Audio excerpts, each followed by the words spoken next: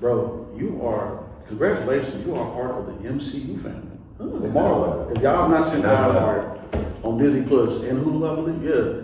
You see bro in action, man. I love seeing that, and I was happy for you. Did you check it out? Bro, what? Every episode, man. I'm still trying to get Joe voice like, hey man, I'm trying to get voice now. I can't. I'm still trying to get the Adwell voice. Like when I talk to ladies, I'm like, man, hey, this is what I want to do.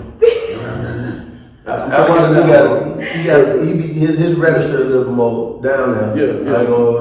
Funny.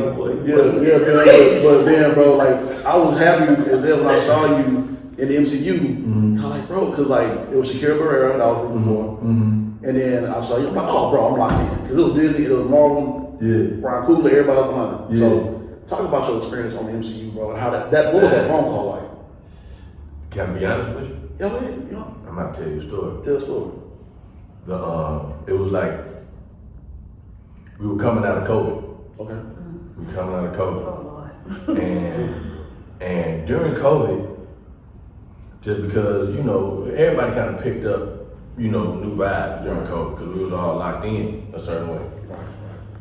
So I was like, man, let me try to keep my chops wet. Then I put an accent coach on the payroll. Okay.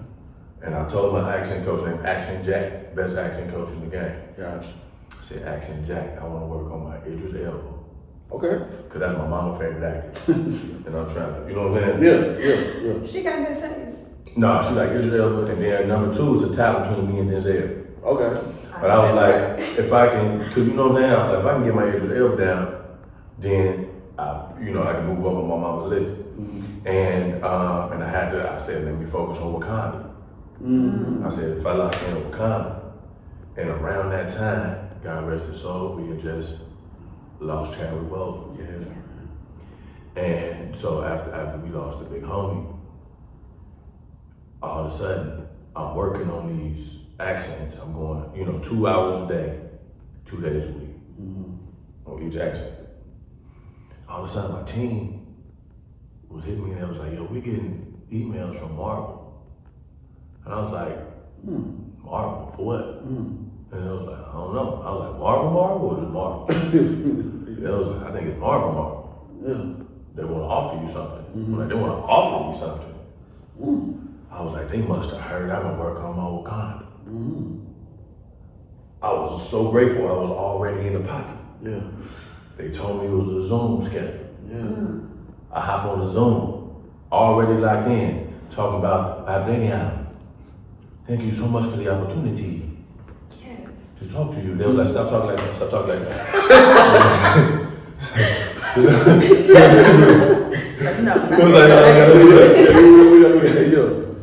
I was like, damn, I was like, my bad, I didn't mean to. And I saw a familiar face on the Zoom. The face was Sam Bailey.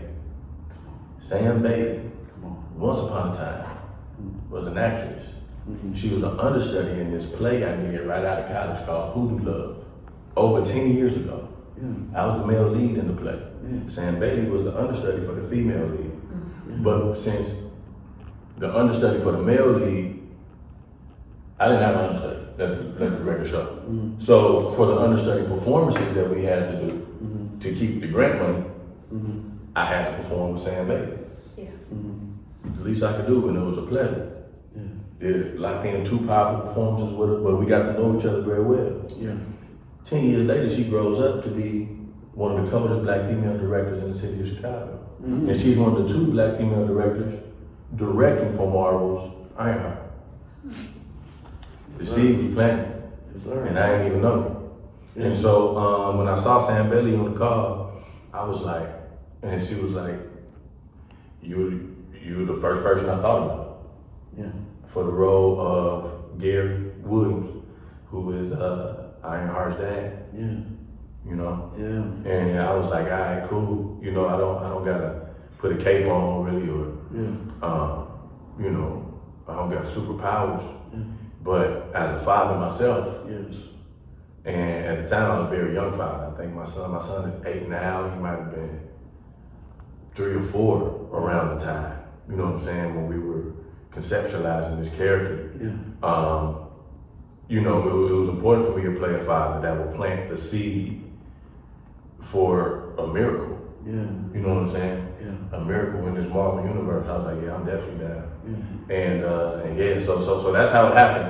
Yeah. And that's where it started. When I found out I was gonna be a mechanic, Yeah. an auto mechanic, I was like, oh, that's dope. Yeah. I went and hollered. I got a big cousin named Calvin, who has an auto body shop right outside the hood called Hawks Auto Body.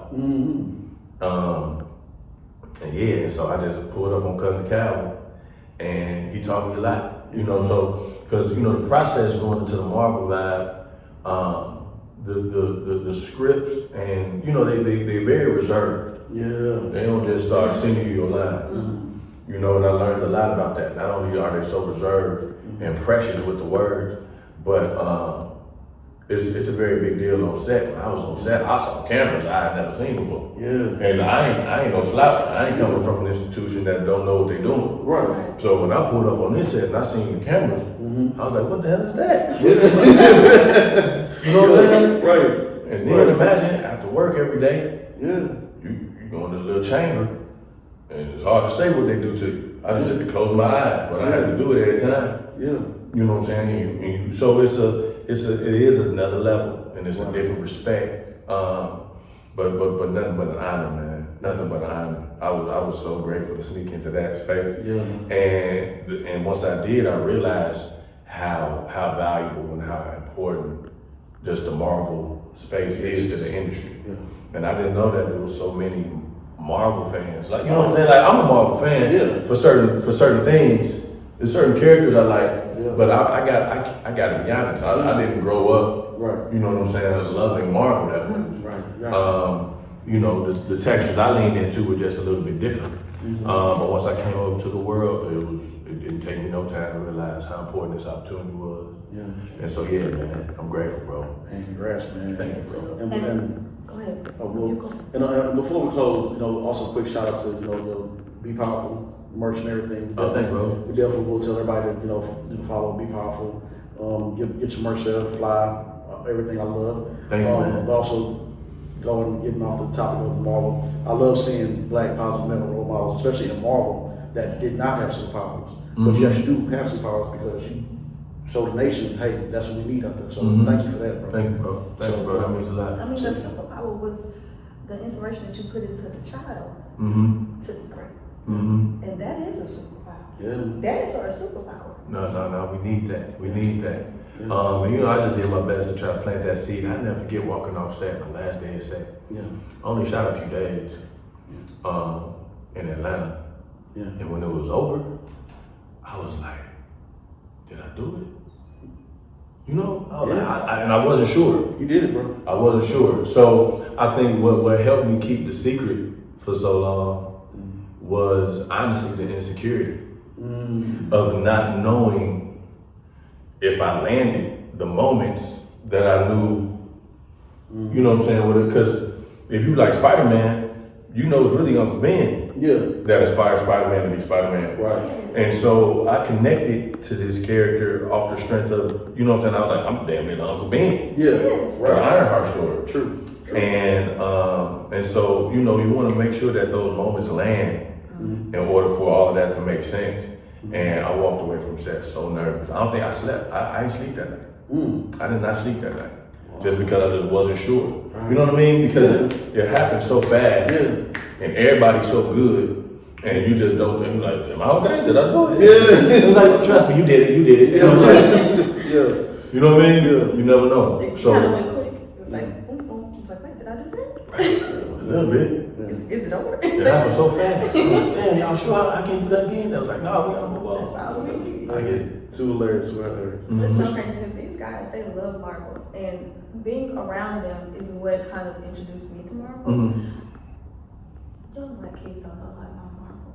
It's not introduced to us. No, not for real. You know, and I was telling them, I was like, we have to get more black kids in Marvel, and what better way to do it by creating representation.